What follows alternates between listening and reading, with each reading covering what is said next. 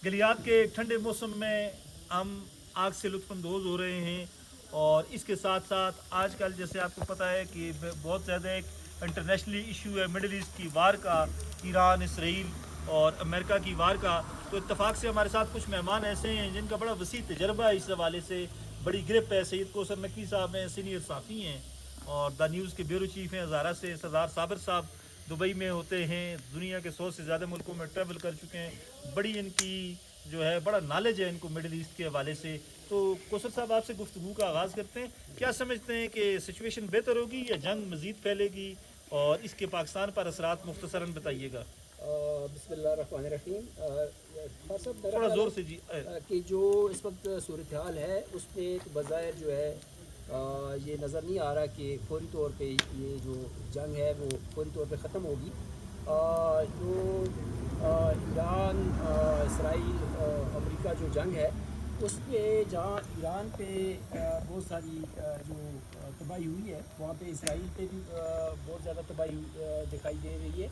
और साथ साथ जो उसके माशी असरात हैं वो शायद सारी दुनिया पे पाकिस्तान समेत जितने भी ममालिक जो है जो आयल खरीदार हैं वहाँ पे उनके असरात मनफी असरात जो है डेफिनेटली नज़र आ रहे हैं। तो फौरी तौर पे तो दिखाई नहीं देता कि इतनी जल्दी जो है वो जंग ख़त्म हो जाएगी, और अगर जंग ख़त्म भी हो जाएगी तो उसके जो माशी असरात हैं खुसूसन आयल के हवाले से वो मैं समझता हूँ सारी दुनिया पे पड़ेंगे। बिल्कुल जी नाजरीन, जिस तरह कहते हैं कि महंगाई बढ़ेगी, माशी असरात पड़ेंगे। सरदार साबर साहब हैं।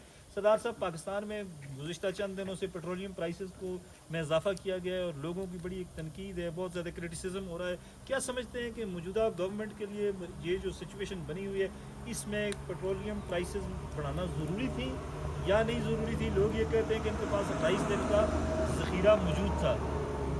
ये बात मेरे ख्याल में तो ज़रूरी थी कि थोड़ा सिर्फ पाकिस्तान में नहीं, पूरी दुनिया में, इवन अमेरिका जो सबसे ज़्यादा प्रोड्यूस करता है उसमें भी प्राइसेस 20 से 30% इंक्रीज़ हुई हैं।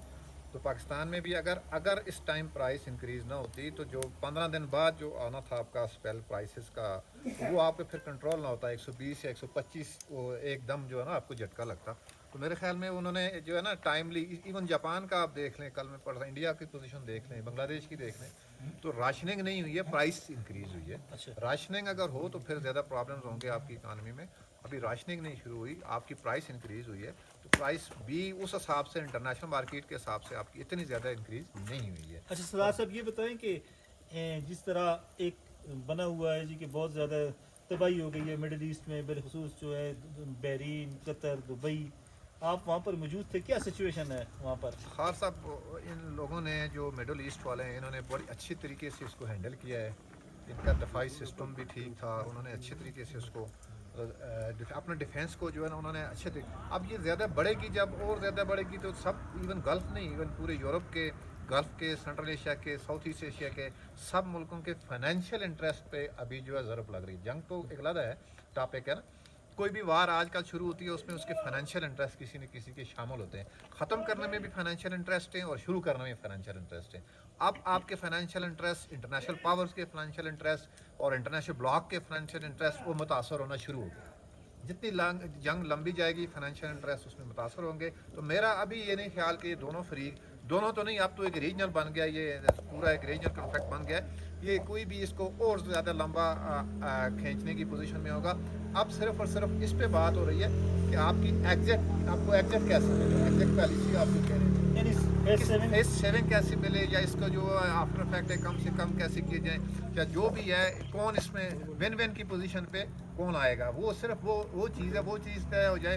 तो अभी ना तो ईरान इसको ज़्यादा लेके आगे जाना चाहता है और ना ही अमेरिका इसको आगे लेके जाना चाहता है, और ख़ासकर मिडल ईस्ट तो इसको इसके ज़्यादा अफोर्ड ही नहीं कर सकते। बिल्कुल जी। कौसर नकवी साहब, ये बताएं कि पाकिस्तान भी एक इम्तिहान में पड़ गया है। सऊदी अरब के साथ हमारा एक दफ़ाई मुआहदा है, अगर इसी तरह ईरान की तरफ से सऊदी अरब पे हमले होते रहे, मिसाइल हमले होते रहे, तो पाकिस्तान कहाँ खड़ा होगा? पाकिस्तान क्या करेगा? देखिए जी, पाकिस्तान का तो बड़ा अहम रोल है इस हवाले से, और ज़िम्मेदारी भी बहुत अहम है, क्योंकि पाकिस्तान ने जब ईरान ने अटैक किया सऊदी अरब पे, तो उस पर ज़िम्मेदारी भी ली और फिर सऊदी अरब के साथ बात भी की और उसको किसी हद तक कंट्रोल करने की कोशिश भी की। लेकिन मेरा ख़्याल है कि ये इस्लामी ममालिक जितने भी हैं साउथ एशिया के, इसमें पाकिस्तान का रोल जो बहुत अहम है कि वो सऊदी अरब या जो उसके हमारे जो ان کے جو امپورٹنٹ جو سٹیز ہیں مذہبی جو مکہ اور مدینہ، اس حوالے سے وہ ویسے بھی بہت زیادہ ڈپینڈ کرتے ہیں پاکستان پہ.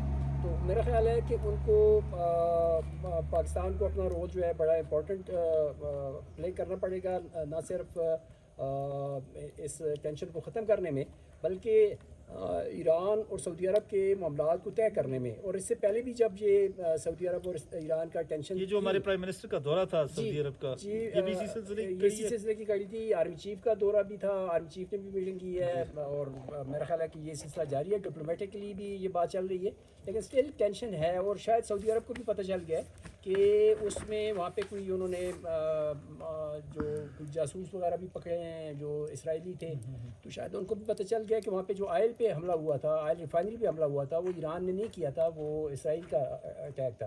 تو اس حوالے سے ظاہر ہے وہ کانسپریسیز تو چل رہی ہیں، اور ان کی کوشش تھی کہ شاید اس کو مسلمانوں کے درمیان کو ٹینشن کو وسیع کیا جائے، اس خلیج کو بڑھایا جائے. لیکن بہت ساری چیزیں ایکسپوز بھی ہو گئی ہیں، اور بہت ساری چیزیں شاید وقت کے ساتھ ساتھ ایکسپوز بھی ہو جائیں، اور یہ ٹینشن شاید ریزالو ہو جائے پاکستان کی انٹرفیئرنس کی وجہ سے.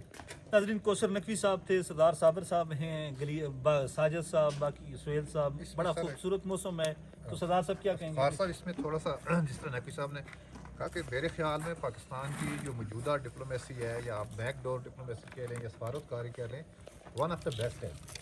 آپ کی سائڈ دونوں سائڈ ایک پڑوسی ہیں، اور دوسری طرف آپ کا ایگریمنٹ ہے ہمارا سعودی عرب کے ساتھ، جو ریلیشن ہے وہ آج کا تو ہے نہیں. اور ہمارا جو ایک ایگریمنٹ ہے ایٹ دا اینڈ، ہم نے ایگریمنٹ کو تو ملکوں کا ایگریمنٹ ہے نا، اس کو تو پورا کرنا ہی کرنا ہے نا. تو اتنی اچھی سفارتکاری ہے کہ آج پاکستان کی سفارتکاری کی وجہ سے گلف کا اور ایران کا اتنا کچھ ہونے کے باوجود بھی ڈائریکٹ وہ آمنے سامنے وار میں نہیں آئے. کانفلکٹ نہیں ہوا، کنفلکٹ تو ہے لیکن آمنے سامنے لڑائی میں جنگ میں شامل نہیں ہوئے، یہ پورا گلف نہیں شامل ہوا.